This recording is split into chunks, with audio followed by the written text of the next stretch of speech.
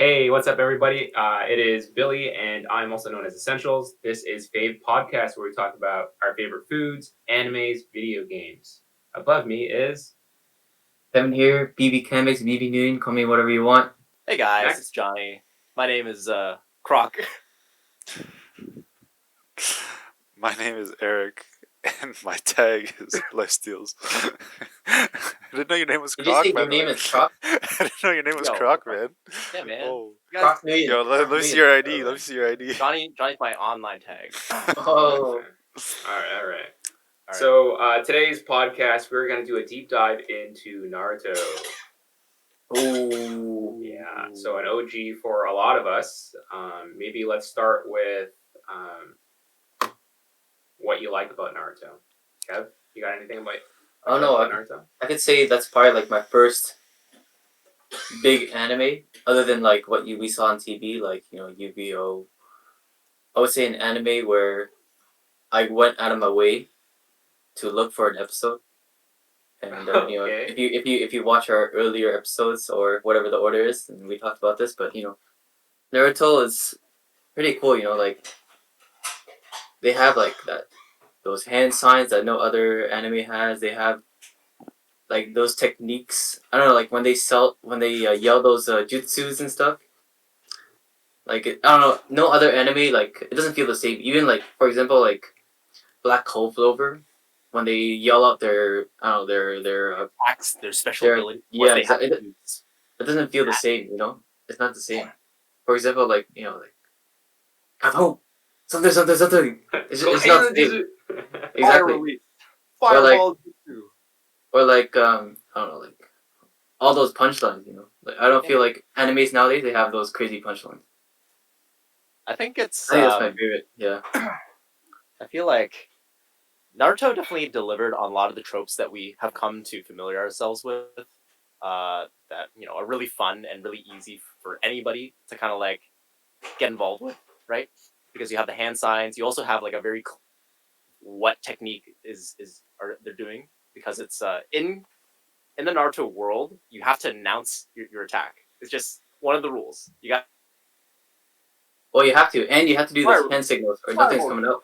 That's right. So they wove it Yeah. into the lore, so it's like really easy for new viewers to like catch on, to pick up what's going on in the episode, right? This guy's got fireballs. This guy's got like water prisons. So it makes it really, you can enact those scenes. Yeah. Yeah. I think also ninjas. I think when we were younger, ninjas are so cool. Yeah, man, they're badass, bro. Like I Throw thought, up ninja stars? like Fly. pirates versus ninjas for sure. Like I don't know, man. that was when I was younger. When I was younger. Oda's still in the game though. No, but I'm saying when you were 10 years old, would you pick a pirate or would you pick a ninja?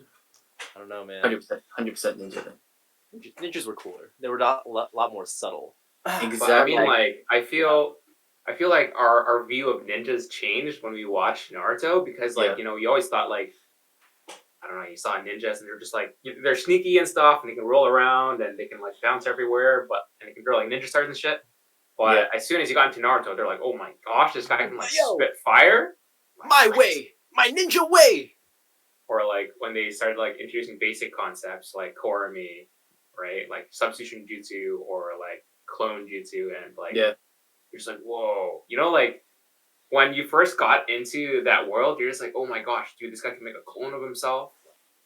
Or you get the like first idea for me of like introducing chakra, how you can like infuse energy into different parts of your body. Dude, like who as a kid did not watch Naruto and was just like, yo man, like that Ninja Run too. Ninja Run, focus energy on different parts of your body, and you're just like, yo, I'm gonna smash this. I don't know. What's up, Eric? I feel like it was definitely a big opening anime. Like for its time, it was definitely one of the big things. But I feel like it definitely fell for the trap that kind of like a lot of animes fall into. So, if you think of like Dragon Ball Z and stuff like that, you start off with someone who is weak as shit, doesn't know their potential, doesn't know who they are, Has no family. has no family, yeah. Damn. And then when he kind of starts realizing his powers, he just infinitely gets stronger and stronger and stronger and stronger. And then yeah.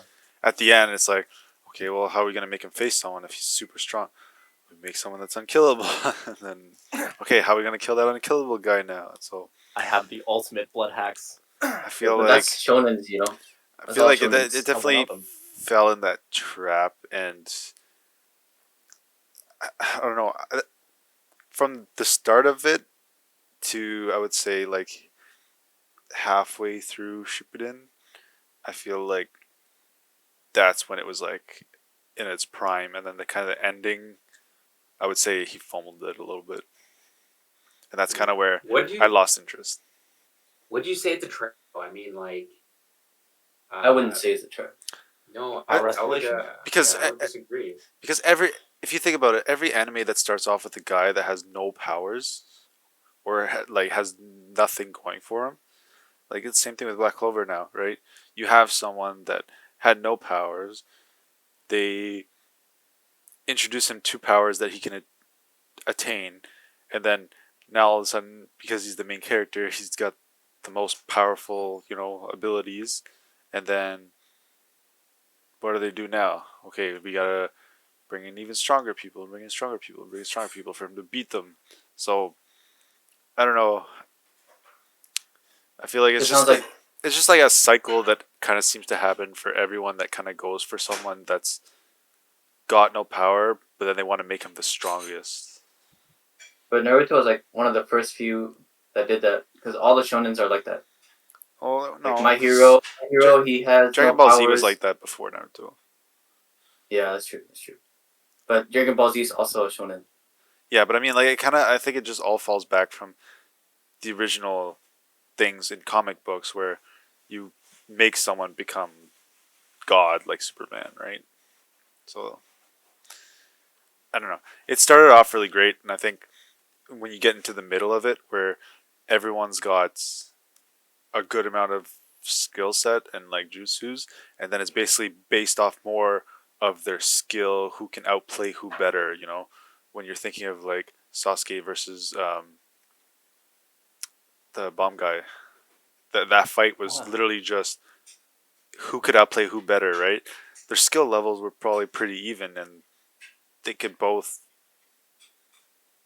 theoretically they were both like really god tier ninjas, but then it was just kind of like who could outplay who better, and you kind of had one point where you're like, oh shit, he might lose, or boom, never mind, he's gonna win. So you're kind of really back and forth, right? Whereas when it gets to the end, it's like, okay, no one can beat Madara. It's very obvious, but they're gonna beat him eventually just because they have to, because they're the good guys. Yo, man, because they're the main characters. What are you talking about? That's what I mean, though. But like the rest of the show, though, it's like people are so evenly matched that you don't know who's gonna win. Yeah, eventually Naruto's gonna win at the end or whatever and become Hokage. But when you're looking at some fights, it's like, when they snuck into the village, Kisame and Itachi, like they beat the good guys up, and they were showing like how badass even the bad guys were. So yeah, I don't know. I think For me, that's the issue I had with the show as like a whole. But I think overall it was really well done. I think with power escalation, it's just kind of one of the pitfalls that you have to get into, or you have to find some way to get around it. Because if you want to stay invested in the story, then it sometimes feels like the stakes have to be raised every time. But like raising the power level or the threat level is an easy way to get people kind of more invested. It's a really easy way for us, the reader or the viewer, to understand like there's some big stuff at play, and we gotta like really like focus if we want to overcome this obstacle. But the problem with that is that it's just really one dimensional. Like, yeah, it's a cop out for right? good storytelling. You can think about like if you want to take a look at older shonens like Dragon Ball, right, or Dragon Ball Z, where it went from the Frieza saga to Cell saga to Majin Buu, right? Yeah. Fundamentally, all three of those sagas are very very similar, right? Yep. In Frieza saga, Goku attains the ability to become Super Saiyan, and guess what? Kills Frieza.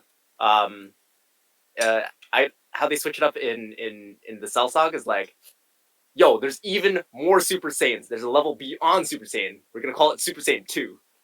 And then bro, longer hair, more Saiyans. So it's really easy. It's just a way for you to like. I gotta really like be careful of how these characters are gonna like get around this big thing. I think in Naruto, what could have been done or what they improved on is like the way that the stakes are elevated, right? Because Naruto is his goal is to become Hokage, but along the way he finds a better purpose in why he wants to become Hokage. Initially, Naruto just wants to become Hokage so he can be recognized by the village, so that people wouldn't look down on him or like treat him as an outcast. But he finds more meaning in his way to become a ninja, especially like the Land of Waves arc, where he first meets Zabuza and Haku, right? And what it means to be a tool, what it means to be a ninja, and what his credo should be. Because those ninjas, while they were his enemies, he grew to respect them to such a degree that on the final episode of the Land of Waves arc, he made it his way, his own ninja way. Um, you know, uh, I forget what it was actually, but it was different, right? Ninjas aren't meant to be just tools. They have their own purposes and their own goals and their own will to achieve them. And that was convincing. Like later on, we got to see Naruto find friendship with Sasuke and an eagerness to hold on to that friendship with Sasuke. So much so that he was willing to like literally become a god to bring his friend back to reality. Even though his friend went like complete apeshit and decided to try and kill the entire world or put the entire world under like permanent hallucination, permanent against jutsu, right? But that to me was the more compelling part of Naruto. Okay, so we got a comment here. Someone saying that they love the arcs that went on after Naruto entered the lives of people. So kind of the lessons that people learned from kind of being with him. So if we want to start off, I think we should probably, because it's such a big show, we should probably break it down by starting with Naruto and then kind of shippuden as like an after fact. Okay. Because like it's Bro, kind of there's too like- much to there's talk like- about as just like one entity. Yeah. So I there's mean, like like if we 600 talked about the episodes. first part, right? Who would you say he probably affected the most, or how do you think he affected people like in the first half of the show? Well, it kind of goes back to what Johnny was saying, how you see Naruto as being like a cast out, and he really wanted to prove himself, right? And then the first person that really kind of like believed in him was Iruka Sensei, right? And you have that whole little kind of, I don't know if you can call it an arc, but I mean like a little series where Naruto Character development. Yeah, character that was an development arc. between like him and Iruka. But even Iruka at the How he was beginning, the first one to believe in him. but even at the beginning, he was still very questionable about him until he saved his life, right? Like he still saw him as like the Jinchuriki. He still saw him as like the Nine Tails, like the rest of the village. Yeah, he thought of him more as like a student, but it wasn't until the fact that he saved his life when the guy was trying to steal the scroll, and then he learned his ability that he was like, okay, this kid's good, you know. And I feel like one of the big things is like he just kind of changes people that were his enemies into being completely different people, right? Because if you think about, I feel like there's this Zabuza part, but I feel like the biggest and main person that he changes that becomes a main character is probably Gara, right? Like, what are your thoughts on like what happened with Gara after I the don't know. Chunin exams? Gar was a cold ass motherfucker and just turned Cold- around. he was and like- was More than just a cold ass motherfucker. Like Garl was like supposed to be like this ominous threat, like a force of nature that you cannot control. His teammates, his family, his home village, all feared him because like he could just snap. He was like that kid in class, and like he was always like on edge, and you never knew when he was gonna like pop off. And then he reaches into his bag, pulls out his books. I don't know. I think I really like Gaara's character arc. I would have liked that they fleshed out his character a little bit more in later arcs, so he's not just like, oh, I'm a good guy now. I just do. Yeah. Oh, It's pretty boring later, 100%. yeah, it's, Yeah, really it's like when boring, animes turn bad characters into good characters. You're just like, whoa, what just happened? right? Good guy now. Vegeta Yeah, every time. I think like the main thing that happens with Gaara, right, is like they led the same lives but also completely different lives at the same time, right? Naruto was more just hated for what he was, whereas Gaara was completely feared for what he was. Yeah, and there was like some commonality between there, and like obviously Gaara saw some of that. But Yeah, it took a lot to change because like even his teammates were just like, oh shit, like. No, not even his teammates. Well, Those were his siblings. his siblings. his father Oh, wanted shit. to kill him. His father wanted to kill him multiple Kankuro, times. Mari, like, oh man, the backstories. Damn. Like, How did he get it again? How did he get the one tail? So it was just passed around, I think, in his family, just in general, kind of like the Generation? way, kind of the way like it was in Naruto. Like it was just passed around by host to host because it was like the only way for them to kind of semi control him. And then, when they weren't able to really control Gaara, they decided they wanted to kind of kill him and kind of pass it on to someone else. And his dad sent assassins to kill him, but the sand was able to kind of defend itself, right? So he just he didn't have to actually do anything, even though he didn't know how to use his powers. The One Tail, because he kind of had control of the host, you could say, in a sense, just kind of protected him on his own accord. Wasn't that the sand like his mother basically? That was his like mother. kind of. protecting him? That was implied to be his mother. So like the whole thing with Gaara's character is that he could not be hurt. There was absolutely nothing that could touch him. The protection of the sand, and that was believed to be because of the Jinchuriki, so the one tail beast. Later to be revealed that it was truly his mother's love and her final will to protect Gaara at any cost. The Jinchuriki was kind of like just this other presence. But yeah, growing up in that sort of space as a child, basically a child weapon, right?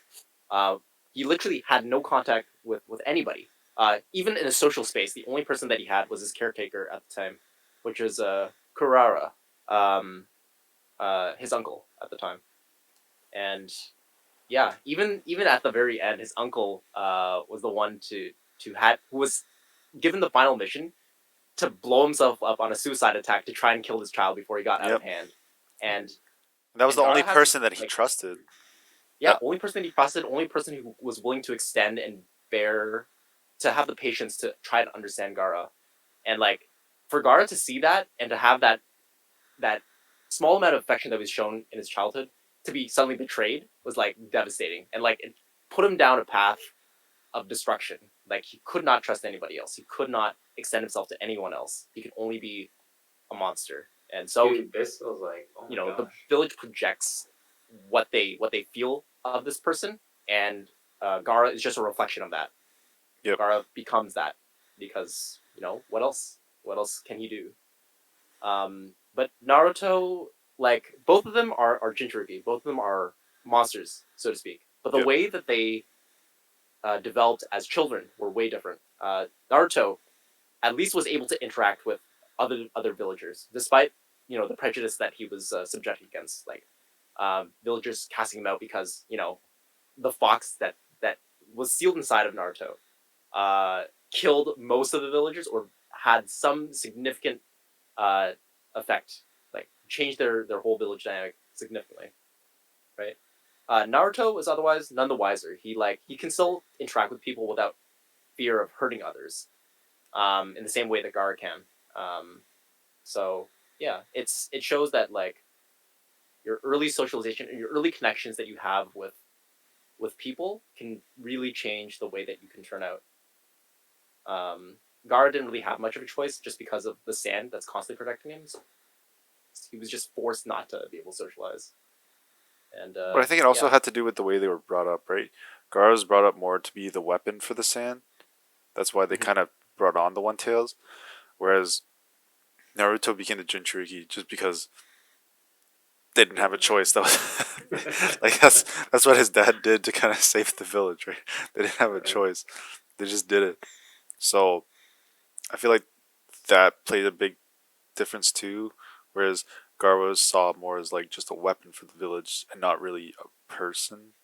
Whereas Naruto was a person, even though he was hated, he was still a person. Mhm. For the most part, he was otherwise like Naruto. Early days was otherwise harmless. Like the best he could do was just paint on some rocks and get people get angry at him. But like Gaara, like yo, I would not want to be in the same class with him. Nope. Just gonna put that out there right now. Like recess, all right, peace out. I'm not going near that sandbox anytime. No, but you gotta eat lunch with him once in a while to make sure you're on the good side. Yep. Well, once in a while. Once in a while. Bro. Like, remember that one time I ate lunch with you? Who was Don't kill me. for the? What was your thought on like the first half of the show? Who would you say would be kind of your favorite? Not villain, but like kind of person that they encounter. I think for me, it was probably the Bone guy. Oh yeah, he's pretty cool. I think he was pretty cool, and I kind of wish that he had a bit more development. Yeah, I know he had like an incurable disease that was killing him. My So tragic backstory. I understand and relate to this character. He didn't really have like a. They brought him in to kill him off anyway, but he was probably one of my favorite characters that I wish had more on-screen time. Yeah. Kimura was interesting. I like that they try to flesh him out a little bit, like giving him that backstory and that different perspective that he had for Orochimaru. Yeah. Yeah. It's kind of nice that they given that touch where you can kind of empathize with those villains because they don't seem that far off and it doesn't seem that far-fetched that Kimaro could have been a good person, right? If you take a look at it on paper, how they encountered each other, Kimaro is perfectly as valid as like Naruto or the rest of them in trying to save Sasuke, because Kimaro just wanted to help out his master that saved him from this like really unfortunate circumstance that he was put in, and he just understands that that's his role. If he's gonna die, he's gonna die, but he's gonna do it for what he believed in, which was Orochimaru. So I don't know, Billy, what was your villain? What was your villain or your encounter? Well, I mean, like, dude, I love Itachi. He's like the big brother that you like never had. Yeah. That you thought was like freaking killing everybody in the village and like a cast out, but turns out to be best boy. Like, I'm actually the best. Yeah, but what did you man. think of him the first, like when you knew him just from the first half before all of Shippuden? Like, what did you think of him? Okay, well, if we're talking about like Itachi before, like you knew his motives, then you thought like, holy shit, this guy killed this whole village and left his brother out to dry, and it's like, you'll hate me. He was like the first Akatsuki to be introduced, so I think they were just so badass. Yeah, exactly. He was badass, but at the same time, he was like, how messed up is this dude? I remember, I think like that jutsu was like 30 signs, so he did it in like 1 second. I think he was like the first one. Yep. And I was like so amazed. He did it with one hand? Yeah, he's like, boom. Like, holy shit. Kakashi was like, literally had to be like, bro, okay, like, yeah, Itachi's entrance scene was so well brought up because the way that it builds up is because we have all this foreshadowing in the earlier episodes of Naruto where Sasuke wants to kill a certain man, right? And like taking a look at how Sasuke is like early on, like how he's supposed to be the prodigy, and like he's like okay, but everybody like taking a look at how Sasuke was presented in the earlier episodes when he was still a kid, you already want to root for him because he's like, wow, this guy's so cool. He's like so edgy, so brooding, and like I'm strong, I'm competent. But he's also an ass though. He is an ass, but like that's part of the development. Like you don't understand that that's kind of his weak point. You can understand why he really wants to focus on his goal because of what his brother had done to him, right? his entire clan was absolutely massacred by Itachi, supposedly, right? And like Sasuke reasonably like just wanted to go like on a like a suicide mission to kill this guy, for what he did to his family, right? He has so much of this anger and so all this emotion, like you can't help but feel like, damn dude, you get it. And then when Itachi shows up, he just like casually plops in and is like, oh shit, what's going on? And then casually just like jobs Kurenai, Asuma, and Kakashi like they were nothing. And prior to that, we already saw like how strong the Jonin level ninja were, right? Kakashi was all like Raikiri, and like you were like, oh, no one can beat this guy. You're fawning Itachi over him, goes bro. up. Hold my jutsu, hold my Sharingan, and like murks them. To be honest, my favorite part about that scene is probably Kisame, because aside from Zabuza, like we had not seen any other of the swordsmen, and and we also we knew about them, but we never saw any other ones. So he was finally the second one we got to see, and they were like the only people. Yeah, okay, there's people that use fucking kunais and stuff, but there's no one else that really, you know, like uses a lot of a weapon, like a legendary weapon, you know. So like, and it was like it's a cool story, you know. He fucking just pulls it out, and then you see all the shark fins and everything, and it's like, oh, what the hell is this? We learned a lot more later on, but like it's freaking cool back then. It's really cool because like you can see, like, so we're already introduced to the idea that there are like swordsmen of the mist, legendary. There are 7 swordsmen of the mist. We already got introduced to one, which was Zabuza, and he had like his butcher cleaver or something like that. Yeah. And then we get to see like how different it is compared to like Kisame and his Samehada, which is like this shark. So it's kind of good that Kishimoto introduced those concepts way earlier, because we're already in our mind like, yo, if these are the 2 swordsmen, what are the other 5? Which is kind of unfortunate because like later on you find out how you find out who the other ones are, and it's kind of like, oh, we're just gonna bring them all in one episode in the flashback, and it's like, shake my head. Yeah. Yo, I don't even want to get started on that shit, man. Let's not talk about the war. All right. Kevin, what was your favorite entrance? Your favorite, same with Billy Itachi when you said earlier. Yeah, no, I just found him really cool. Spiced. I was I was younger back then. I didn't really care about stuff. Like, what so particular kind of like thing did you find really cool about Itachi? Like what elements you think? Oh, I felt like he had this aura, you know. Just like watching. He just looked badass and aura. Oh, I was pretty simple-minded back then. He's just like this cool dude. He just shows up and he's like, "Man, I'm mysterious. You don't know anything about me. I'm about to end your whole career." And you already know I'm strong as hell. Exactly. You don't want to mess with me. You don't want to mess with me. You don't know what I can do.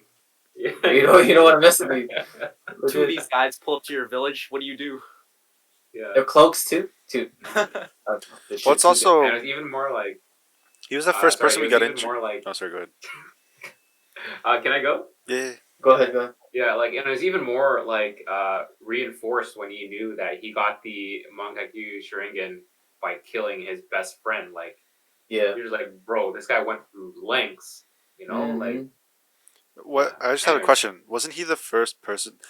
That's when we got introduced also with like the bingo book and stuff, right? So he was like the first person. He's the first person that we learned that was like S tier kind of missing ninja on the loose. Top wanted, classified villain. Most wanted by so, the secret so I core feel like that probably played a huge role into the fact, right? Because you're like, even all the top people that we know, like Kakashi and stuff, are all like scared of him as well. Yeah. So I feel like wasn't he Itachi also of the what is that special ninja group? Anbu Black Ops. Yeah, the Anbu. Like, wasn't like Kakashi freaking like working side by side with Itachi when he was like a little kid? Yep. Yeah, he was his commander. Yeah, it's crazy. Man, it's fucking kids. Kid's got cold blood, man. Kakashi was the first youngest one, and then Itachi beat him by being the next youngest one. Yeah. Damn, these fucking child soldiers, my guy. Like, I don't I know. know, it's crazy. Like thinking back to it, you're just like, oh my gosh. Oh my And god. like This when Jonathan was literally, like, So it's like this village of adults, and then you got like these kids who are like, yo, watch out. This guy's top level. Get out of his way. yeah, I got a question for you guys. What did What up? so first we kind of like get introduced to the fact of like, okay, these guys from the mist are kind of our enemies and stuff like that. But then later on down the road, when we learn that literally every village kind of is at war with each other, did that kind of change your perspective on like, are these guys bad guys or are they just kind of like fighting? Man, like, I feel like the whole world of like Naruto didn't feel as fleshed out as I wanted it to be because I still wanted them to explore like all the other lands, all the other villages out there, and it's kind of like we only really got to see Naruto and his journey through Konoha, and eventually like meeting the other villages. Um, like I felt like what they were doing was just normal. It's like it's less about the the battle of villages against villages. More so, it is just the Naruto finding his ninja way. Like it's always closed off. Like the Chunin exam, uh, is just him against his other peers, right? Against Rock Lee, against uh, Sasuke, against Choji, oh, Neji, Neji, essentially, yeah. right? And that to me was the most important way, most important thing through his character during that time. Like it was less like once the Land of Waves popped in. Sorry, not the Land of Waves. The the the Sand Village attacked. That was when like, oh man, there's more to this, right? And you start thinking about like the other side. Uh, that was pretty game changing. Like as soon as the village attacked, and like you felt like there was a full on war going on in the village. That was like, oh, damn, there's so much happening all at once. All these fights are all happening simultaneously, and like the stakes are like so high right now. Like, uh, yeah, feels really high. So Billy, since this is your episode, where else do you want to go with this? where else do I want to go? Man, I like man, I had something else I want to talk about. Give me a sec. Oh, I could do a random question. Yeah, what's up, guys? Since it's a ninja show, who was the most ninja? Probably a guy that we never even seen like ever. Probably like that one oh yo. Probably that the guy that examiner during the tuning exam who was just like we never saw him again. The guy with the toothpick? The guy with the toothpick? I don't even remember what we were talking about, man.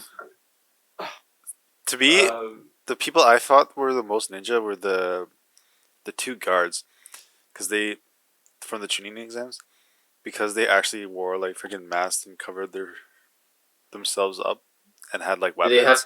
They had like weapons. Did they have like ninja weapons? Did they go poof? Yeah, they're the proctors that can like disappear and stuff. Minus the one guy who's like all scarred and old. I think like they were like the first when I saw them. I was like, oh, these are the ninjas, and they turned out to be freaking hella ass weak. But I thought they were gonna be like cool characters down the line, you know. Oh man, they're just civil servants. You know, they're just there to collect a paycheck. Yep. Okay. Dude, I would probably. Man, I like the old Hokage, the Sarutobi? Sarutobi. Yeah. I don't know. He just like had he liked using his like his staff, right? Yeah. His staff and like The monkey. He kind of reminded me of like Dragon Ball Z vibes because he could summon like did he summon the ape? Yo, but was it a staff though? It looked like a freaking wand. It's like Wukong. You know Wukong staff? Yeah, I know. It's the same thing. Yeah. First time I saw it, I was like, yo, this guy looks like he's whipping out like a magical wand, man. Yeah. I don't know. It's tough because like Naruto introduces the elements of like water, fire, earth, like sound, like everything, right? Like as a child, you wouldn't normally think that that's suited towards your traditional idea of a ninja, because my traditional idea of a ninja was stealthy character running around killing people, throwing knives or like kunais, and that's like the basics of Naruto. Like you learn that as a kid, So anybody who definitely has that is slaughtered immediately in a fight if they don't know particular jutsus. And Yeah. all I'm saying right So- now is that like a lot of the shurikens and kunais, like, bro, that stuff barely like scratches anybody in the series. Like, you gotta have like some next level like jutsu transformation, in order to like beat anybody. Like, do you Kunais, remember? Like, do you remember the double shuriken where it, like one of them Yes. was like The hidden under hidden in the shadow. hidden in the under shadow. like yeah, that's like when I saw that I was like, yo, that's ninja shit right there, you know? And these guys literally summon lightning and fireballs from their mouth and hands, and you're like, oh man, this guy's got a shuriken. Okay, oh, One thing slow down here. I will agree though with Billy is Sarutobi was probably one of my favorite things about the show early on because like when we learned about Orochimaru and then we learned about Tsunade and all them, they were like the legendary Sannin, so they were supposed to be like the strongest of their generation, right? Mhm. And then he comes to attack the village and kill the Hokage, but then this guy who's I don't know how old he's supposed to be, probably like Bro, he's 80s. retired. He's probably like in his 80s, right? Like he's old.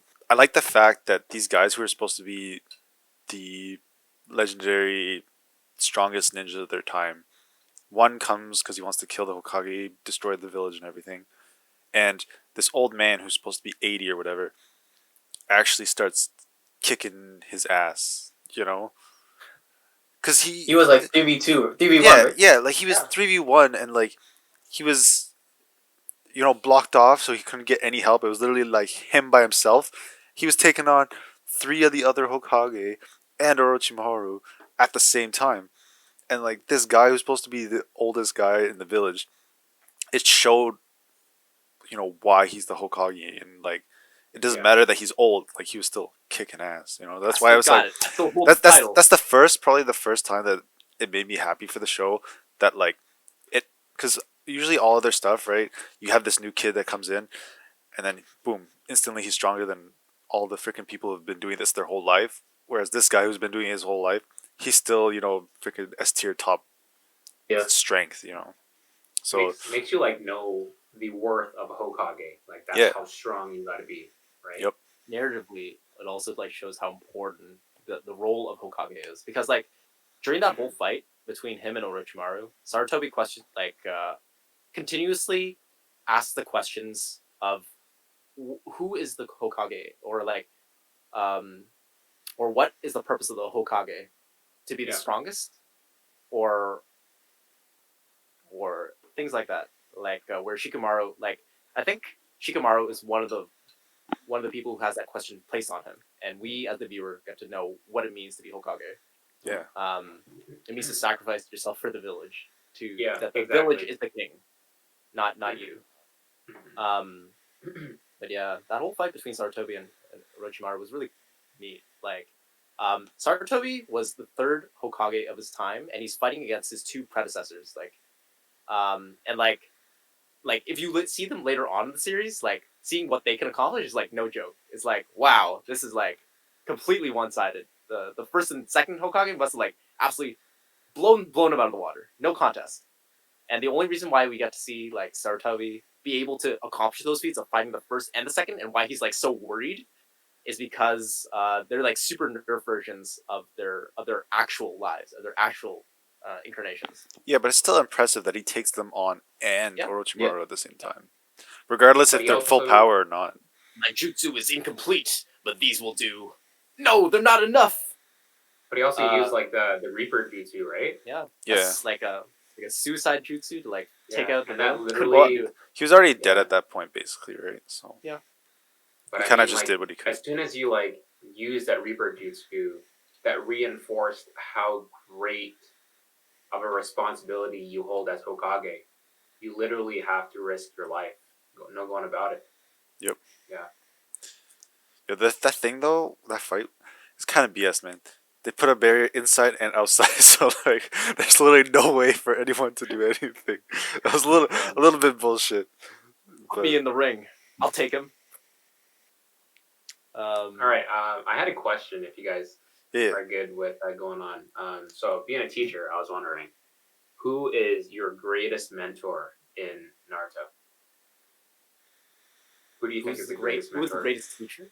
Yeah, the greatest teacher. Teacher in Naruto. Ooh. I don't know, man.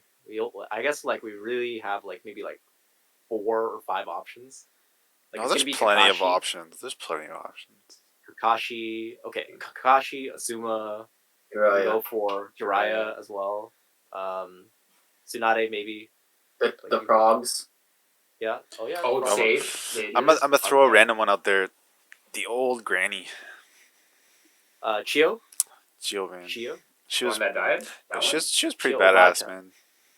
Man, in her prime. She was pretty like, ass badass, was- and she like The one she that was saved Gara? Remember that one? no she Yeah, well that yeah one. yeah, but she Yeah, was that one. like she taught a lot to Sakura. Sakura, but also like just in general, like she was one of the first people. I don't know. It doesn't really go back into the lore that much if she was the first person, but she was kind of part of the lineage of teaching, the puppet masters. Yeah. One of the OGs for the puppet So, master techniques. I feel like she was pretty cool. Oh yeah, that's true. The puppet was probably like some of the most entertaining fights to watch. Like all the shit that was going on. But I mean, Yeah. like, can you consider Itachi as a teacher? I don't know. I don't know. Itachi Maybe I'm fanboying a little too much on Itachi here, but like, can you consider Itachi as a teacher? you Because I mean, like, yeah, Johnny, what's up? you definitely like count him as like important role in Sasuke's life in having him develop. But I think teacher is kind of like a stretch because like Did he kinda make him have to, like- develop in the right way though? I feel like he was I trying know to do exactly, something. that's what I'm saying. He was That's trying what to I'm do saying. something, and then it went completely the opposite direction. Yep. I don't know, man. I feel Well, like I mean, how So else would technically you he was a be, like- terrible teacher because what he tried to accomplish did not work.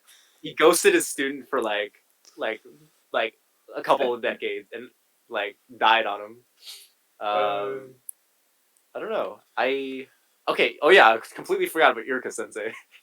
All right. Oh yeah, that guy. I don't know, man. That was too Iruka long Sensei ago. was just a stepping stone for Naruto to like shape up. It's like really humble beginnings, and I get it. Like it's nice to have that like homey sense of like a teacher, but like, can it really compare to like Itachi? Or sorry, not Itachi. Kakashi.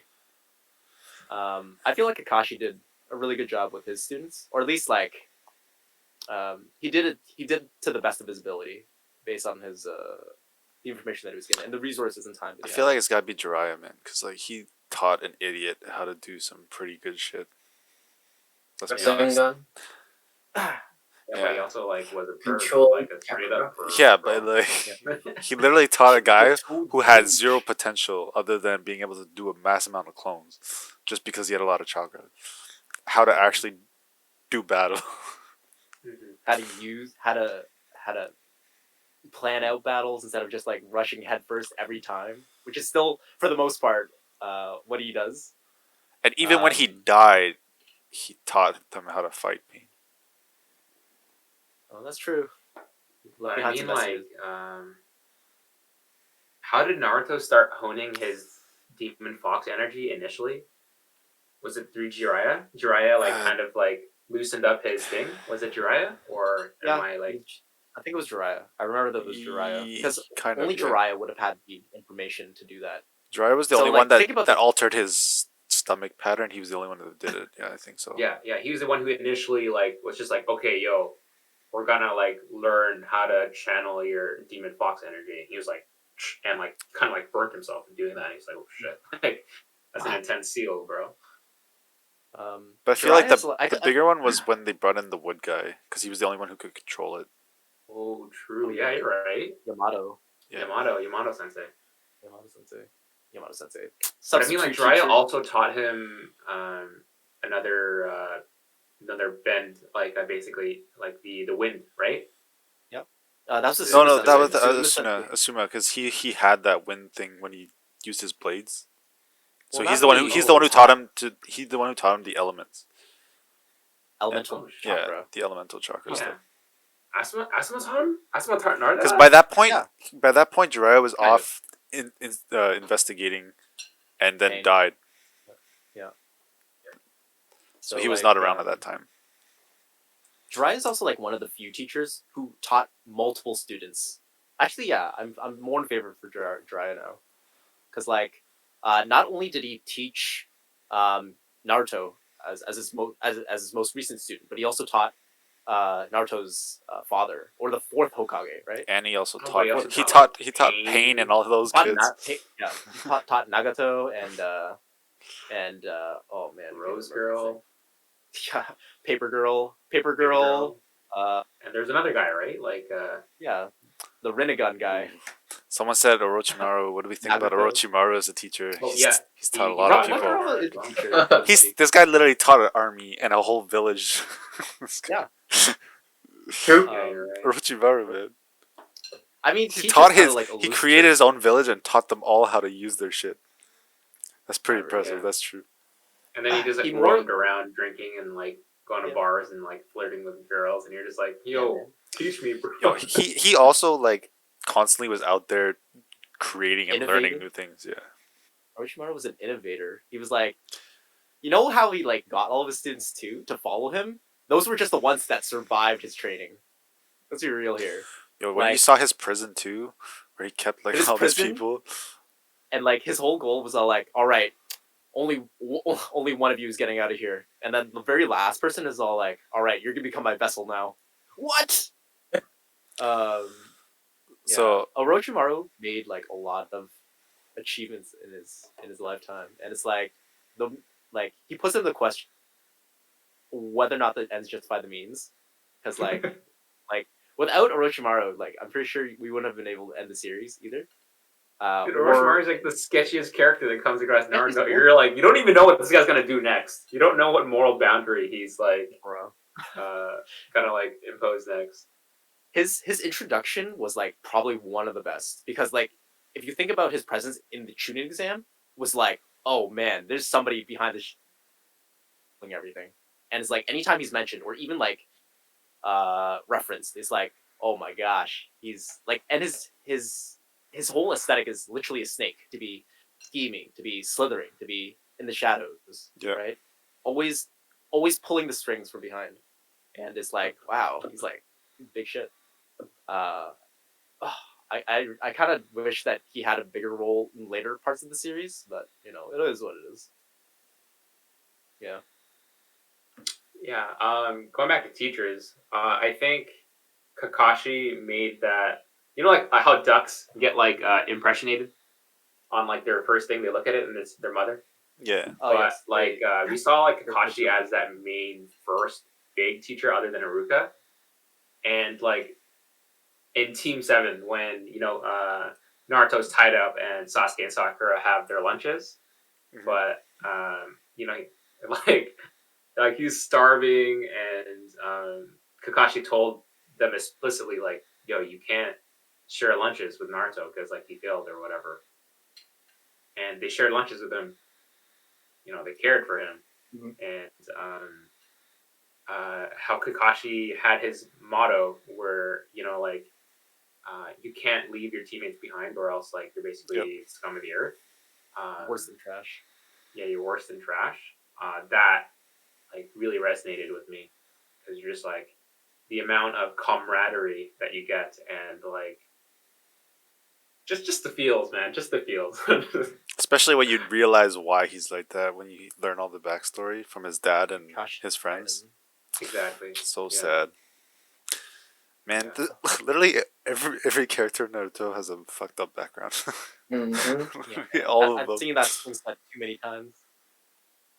Well, it gets juicy. I mean, like that's how you like create some depth in the character, right? And obviously in Naruto, because we have such depth and time to really explore that in the anime,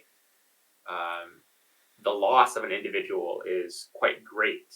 And one that like reminds me that's not a villain, of course, is like Neji. When Neji died in the war, Yeah. it's like, oh shit, this guy is like OP. Rip. He beat the shit out of Naruto like in the beginning, and like he's always training hard and stuff. Hey, but, Naruto won their 1v1. Okay, let me just throw that in there. Man, oh right, Naruto won that 1v1. He did. He went underground and Yeah, uppercutted he him, right? won. He won at the tuning exams. Thank you very much. Okay. But Well, yeah, I mean, like, Neji was that's definitely a great. lot stronger than him for sure early on. Yeah. Definitely. Yeah. More disciplined as well. Like you, He like Neji was another one of those like Sasuke characters that was just really really cool. And he had like that really unique shit because the Byakugan. Yeah, dude. When you first learned that with the Byakugan, you're just like, bro, this is like the bloodlines and stuff. Like, It's crazy. oh man, that was crazy. Yo, when he Like, first you did back his up like the bloodline 108 one? point, his 108 point like thing is crazy. The spiders. Oh, that Yeah. was sick. That was sick. Not gonna lie. The palm strikes. And he has like the Yeah. ultimate defense where he just spins in a circle, deflects anything. Yeah, right? Yo, Oh, that's man. dope. Like, I remember playing Naruto on GameCube, and Neji Oh, was yeah. like a staple because Clashing you can just ninjas. combo so well with this guy. Like, Neji, Yep. Rock Lee, and Naruto. Like, man, I remember playing that and like playing those characters specifically because they had such good moves and like you could just combo so nicely, and you're just like, oh, dude, amazing. Did you guys play any Naruto games? I think I played the same GameCube game as you. Yeah, Probably. Clash of Ninja. Yeah. I've not Clash of played Ninja? anything past that. Yeah. I've seen like some of the other games that have been were released recently. Like, it kind of like is like a Naruto RPG that takes you through the whole narrative journey from like the beginning of the story all the way to the end, and you get to like interact with it. I think those are really fun. Those are good. I didn't play Um, much. I mostly played more of the Dragon Ball Z games. I didn't play much of the Naruto games. Budokai. Dragon Ball Z Budokai. I woke up every Saturday morning early just to make sure I could play that shit. Okay. But I played one of the PS2 games on Naruto, and yeah, it was kind of like a one-player game where you kind of like go through story mode and whatnot. Oh, yeah. So that was pretty cool. Yeah, It was You get to, different because you're not always like in combat. You're like searching and stuff. You know, like that's What's you're that called? actually exploring the world. yeah, And, you're actually exploring the world. like it's kind of nice to explore like a lot of like. I think it's in essence what we want in Naruto. We want to explore that kind of world. We want to see like what stories are up. We want to be able to participate in big moments, right? Yeah, it's a comfy feeling. Okay, guys. I'm gonna bring it up to a different topic. Just give me like 5 seconds. Okay. Yeah. I believe Eric was saying there's a viewer question, so we're gonna get to that. But to get to that, I'm gonna just play a little something. Oh, All right. There's no Yeah. way with that bad quality. There's no way you're gonna get demonetized. No, no banned from promises. Twitch. You get There's no way. you get banned from Twitch, man. You get banned. Other than getting banned from Twitch, we're talking about You the even best hum OPs. you even hum the lyrics. Yeah, You're you- banned. yeah, You're you gone. can- Demonetized. Not even. Psych. We're fine. So, We're fine. as you guys might know, Bluebird was probably my favorite opening song Yo, from man. Naruto. Damn. I like that part where she says "Aoi, Aoi." That was I know definitely that. one of the really good ones. But I feel Yeah. like we all know the classic Go. Go is my That favorite. was probably like the classic one, man. Flow. Flow. Is, like a lot of fun. I definitely feel like how it could appeal like to so many people. It's just really easy, really lighthearted. That's the one that goes like, "We are fighting dreamers," right? Yeah. We are fighting Yep. dreamers. What was the first shippuden one? I feel like that was probably one of my favorite ones. Everybody, Yo, let me play that real quick. No, no time No, I don't like that one. You don't like it? Yo, man, it's No. because Yeah, that one- I the, like the that one. That was animation pretty from good. that one, like, because it showed, it was like the big opening for the new season. Yo, The new, that was like, the beginning time of the skip. time skip. Yo, man, it was like, it was so hype, and you saw like It's- what Thick. it showed what Sasuke was gonna turn into and stuff. Like, yo, Oh. that's freaking sick. Yo, man. 3, I think 2, you 1. like it. I think you like it because of the story behind Okay, it. yeah, because like you Yeah. see his sword and everything, man.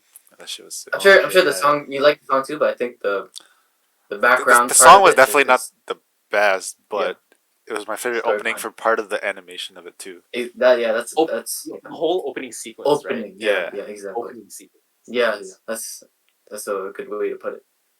Oh man, Kevin, what about you? What was your favorite? Yeah, go flow like Eric said, or the second one. Second one, Haruka Katana. That one. Yeah. What's up? What's up? Let me hit that again. I'm not saying that again. Honestly, Oh. Yeah, that one. Okay, yeah, I like that one. Regeneration, Haruka Katana. If you sing that in karaoke, you won't be able to sing for the rest of I feel like Rocking Naruto out had the like it. had a pretty good mix of like kind of super hype and also like kind of slower stuff too. depending on what It's was like- going on with the story at the time.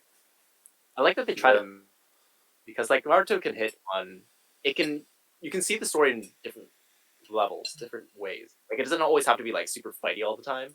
Yep. Like you use it as a way to explore like the world, what the characters are feeling, what they want to do, right? And like definitely so like taking away from like opening themes, I think the soundtrack for Naruto was also really good. Like, Oh you yeah, hear yeah, the yeah, yeah. strings, 100%. really like Mhm. hear it. Like anytime you see the swing sets, you already hear the Yeah, it hits. It And hits. then, I nice, like and, the hype from Naruto that goes like the hype "Su-" too. Yeah, like yeah. classical yeah, taiko dude, that drums. always gets me hyped. Like, oh my gosh. And then sadness and sorrow, like the sad songs. Yeah, Yeah, man. Those hit the spot too, man. They pull out that piano just for the occasion. They're like, oh damn, who up here be chopping these onions? yeah, Legit. dude. I remember playing Sadness and Sorrow on piano. Yeah, like same. learning it from like YouTube, and it's just Yeah. like, oh, okay, all right. Damn, what a sad childhood. Yeah. And also the amount of ending themes too. Like the whole like ending theme, opening theme dynamic was like really neat. Yeah. Yeah. What's funny is I stopped listening to opening and endings. You felt like it got a little too samey, or like I don't know. I really don't know. I think just the attention span is way less now. I'm like, just let me just get to the episode. But I mean, like, if it's like a solid opening and ending, like let's think about like Demon Slayer, bro. Like, Yeah. Or Attack on Titan. yeah. Tokyo Ghoul. Mm-hmm. It's kind of, for me, it's kind of best. If the first 5 seconds is good, and the song's good. It's a banger if you want to go to karaoke and like absolutely destroy it. Ha- Like I've literally seen comments of people where they're like, if you don't watch the whole opening, are you even a are fan you of the even show? a fan? Yeah, I It's just don't know. like I- that's a little like, too now- intense, man. Now It's a there's little- lots of spoilers in the. There's lots of spoilers in the. Yeah, it opening shows too. it shows what's gonna happen coming up, I and mean- I'm like he skipped all Yeah, that that's because why. like I want to see what actually know. happens acted out rather than see I the like preview.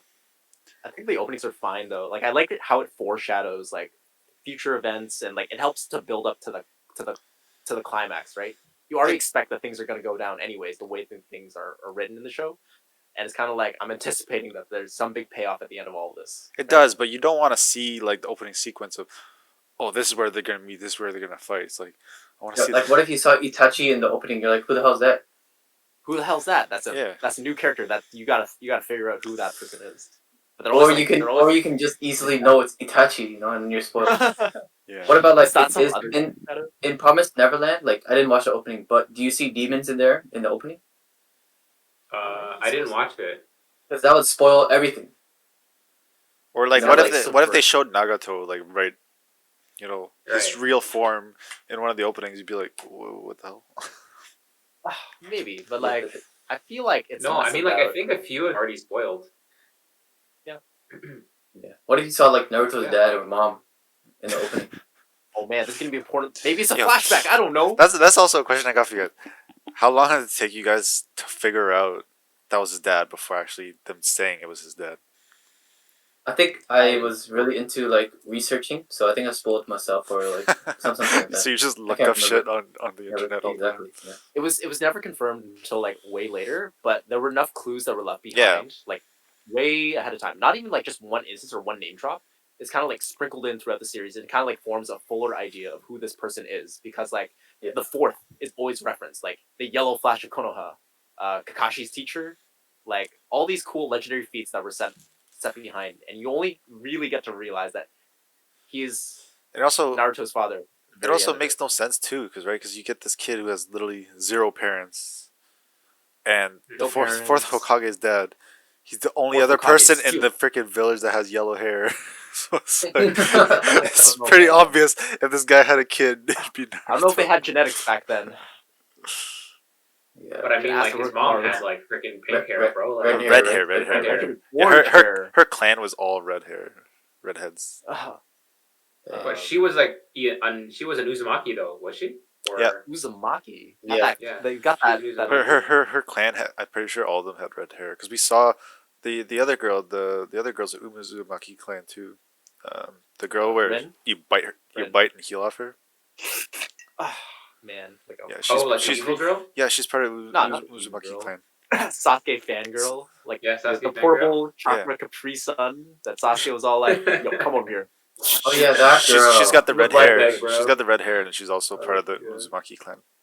That's some freaky shit. Oh, But yeah, Madara true. is also part of Uzumaki clan, is he not? What? Technically, everybody is a lineage or descendant Well- of the Uzumaki clan.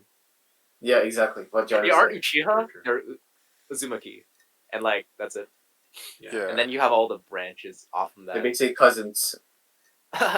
Yo, man, you gotta keep it close to the village. You gotta protect those bloodlines, you know. I got one question. Unless you have something else you're coming up, Billy. No, we good, we good. So But yeah, yo, okay, wait. Namikaze Satellite, best opening of the original Naruto series. which one? Namikaze Satellite. It's like Satellite. Let me pull it up. Yeah, I gotta pull this up, double check. I don't remember its name. I don't know. It's hard to beat like Asian Kung Fu Generation. It is Yeah, not. man. It's the first like really like after Rocks. It was like definitely like a super improvement. Like I like Rocks as the first opening. It's really like, comfy. Okay, yeah. But like Haruka Katana was like, oh man, these are ninjas doing hardcore shit. It really feels like. So I do like the second one by Asian Kung Fu Generation. Yeah, that one's good too.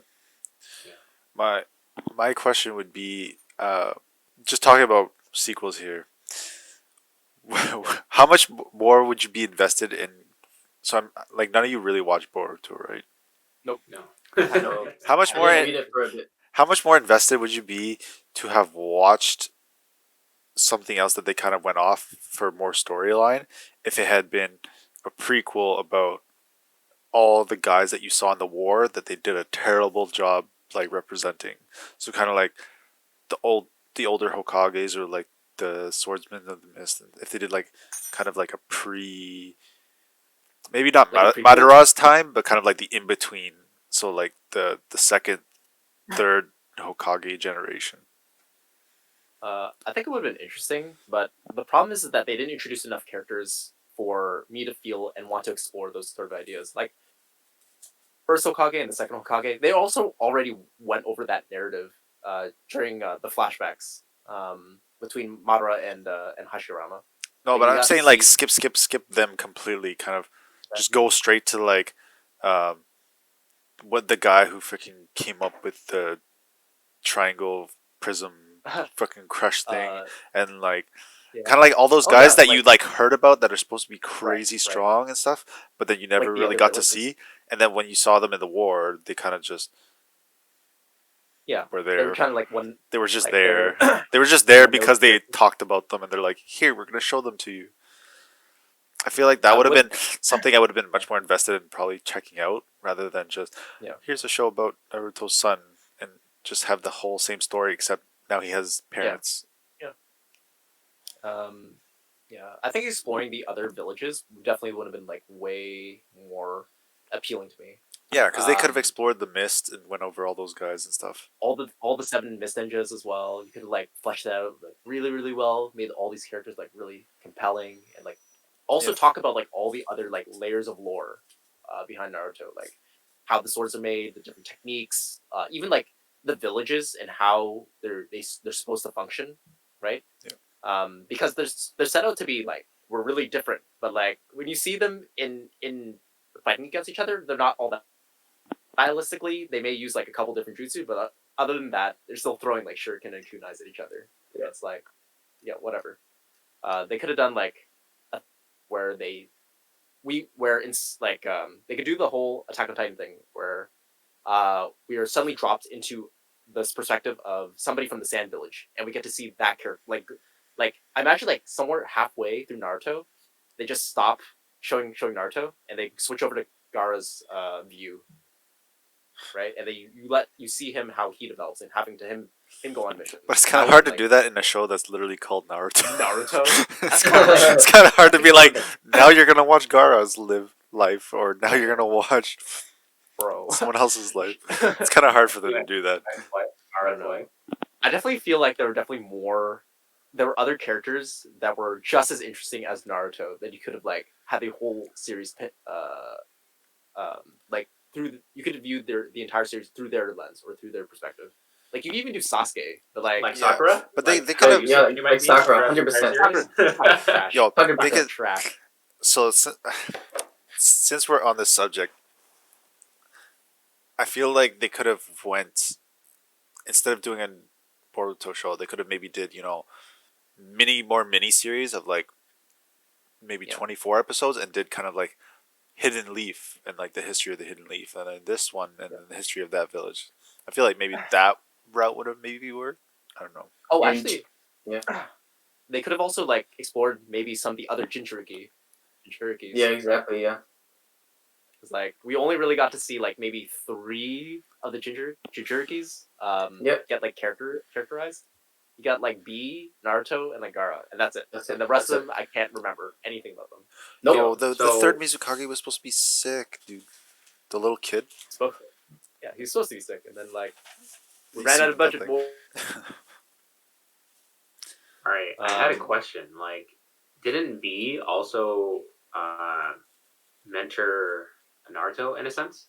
I think so too. He Yeah. mentored him into like being a Jinchuriki because he was the first one who was able to partner up with the person and Yeah. actually like Yeah. gain powers control. from it. Yeah, Yeah. because he was able to Yeah. transform at will, right?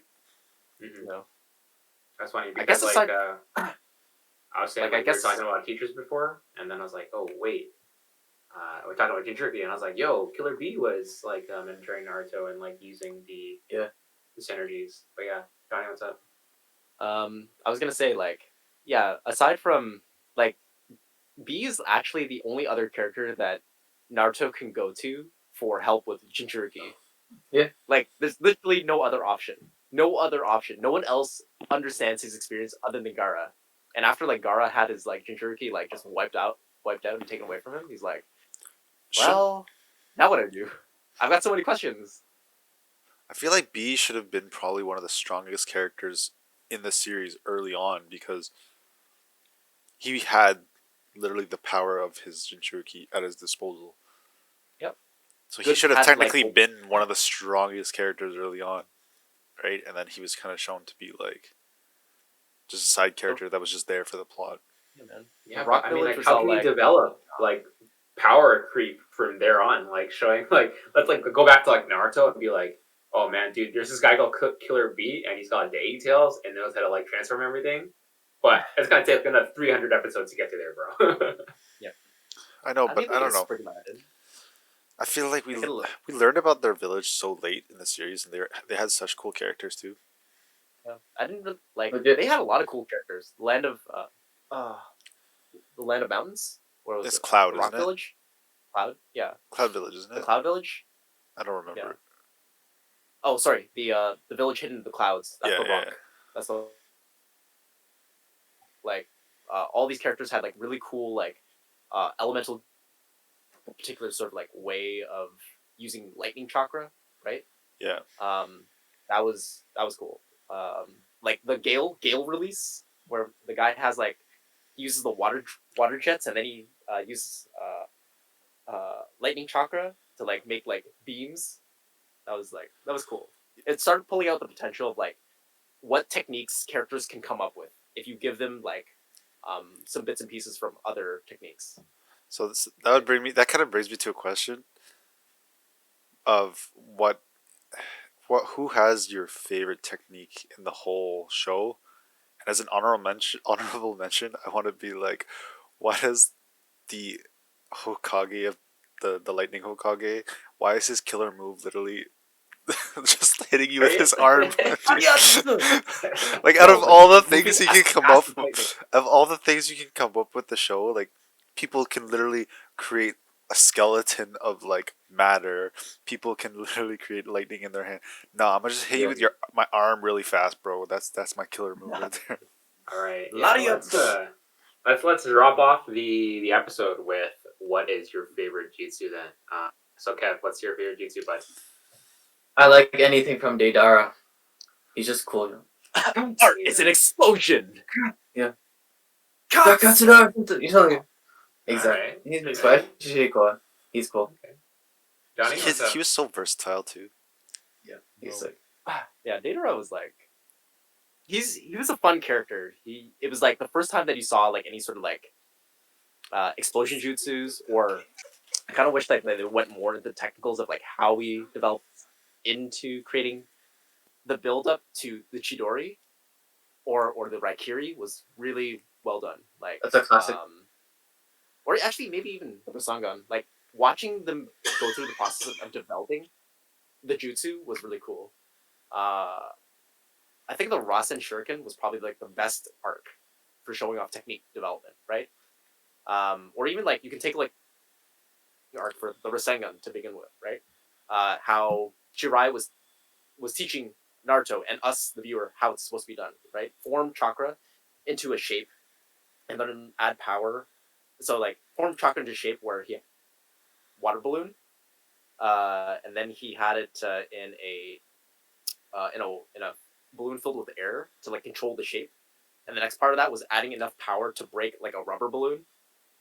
You saw like all the characteristics that he had to master in order to create the perfect Rasengan, right? And Naruto was able to pull it off, and it was like, wow. The first time that it's shown off is like when Naruto was fighting Kabuto, and like Naruto finally nails it just right. Like Kabuto just like and he gets spun out and like Alpha gets decimated, and it's like wow, this was the payoff that I was waiting for, and it feels like so good. Like you could like if you watch the episode again, you'll see that his entire like frame like smeared so fast. He's like, whoa, this guy's gonna hit me. Can't be that bad. And he's gone. Almost like Johnny's screen right now. Ah, Alright, man, that's my Eric. emotion. Eric, what do you think? For me, it's probably it's my favorite jutsu, but it also kind of has to do with the fact of how the person uses it specifically. So it would be Shikamaru and his shadow possession. Yeah, that's pretty cool. Just because it might not be like the best or coolest jutsu overall, but like the way that he uses it is so creative, and he can get so much done with it that like for me it ends up being one of the coolest things. Just because he takes like the fact that he doesn't have that much power, but ends up using it to his advantage. Okay. Shikamaru's like definitely like one of the top characters out there for character development because like you can see how differently he fights. It's like really distinct and also plays off of like his more popular traits, which is like just being really analytical, getting into like that shogi sort of mindset. Like the way that Shikamaru fights is very indicative of like his personality, the way that he um, interacts with others. Naruto is just like I'm just gonna run in with as many shadow clones as I want. I don't know, like Rock Lee is just like actually a lot of their fighting styles I feel like should be a little bit more distinct. I like Rock Lee when he like finally like takes off the gate. He like takes off the weights and you like get to see like this is the training of like just moving really fast, just punching really hard. Okay. Alright, well I know talking about Billy's. Rock I know Lee- Billy's one. What's up? I know your favorite jutsu. What's my favorite jutsu, bro? Harem no jutsu. Harem no jutsu? Oh, Oh, shit. That's your favorite one. Oh, shit. That's Okay. Debate, everybody. Well, I mean, dude, like, what's that? Is it Kaguya? Got baited by a harem jutsu? Reverse harem jutsu. Reverse harem jutsu? It's like, oh, what? Dude, the funniest thing when Naruto comes back and then he's like, he speaks to the kid. He's like, "Yo, I've been practicing. I can do this." He's like, "Nah, man, that's child's play now. I've upgraded from that." Yeah. That was the I have funniest. advanced jutsu. Alright, but I probably gotta think that my favorite jutsu is like opening the gates. How you literally train your body so hard, and that you sacrifice yourself to finally open like the gate of life, where like you can like use the full potential of your body to unleash just devastating attacks. Yeah. But at the cost of like your life, because when Guy was fighting and he gave it his all, like you knew that it was like the equivalent of Sarutobi losing his life, right? Like, Yep. the gate of life, man. You just And Kakashi's like, no, don't do it, right? And everybody's like, yo, I want to see what this is like, but I don't want him to die, right? Like, I just thought like the sheer work ethic between like Rock Lee and Guy, where they didn't have, like fancy jutsus to use, and they had to do it throughout hard work. I think I really appreciated that. Yeah. Yeah. All right, guys. I'm kind of stopped for time today, so we're gonna have to end off the podcast here. If you want us to dive into more Naruto, I mean, like, let There's us know. so much to talk Bro, about. some topics. There's So like much to talk whole- about. There's like literally a so much to talk 1,000 about. chapters out there to talk about. All right, You haven't but even that's it touched- for the Fave podcast this week. We'll see you next time. All right, bye.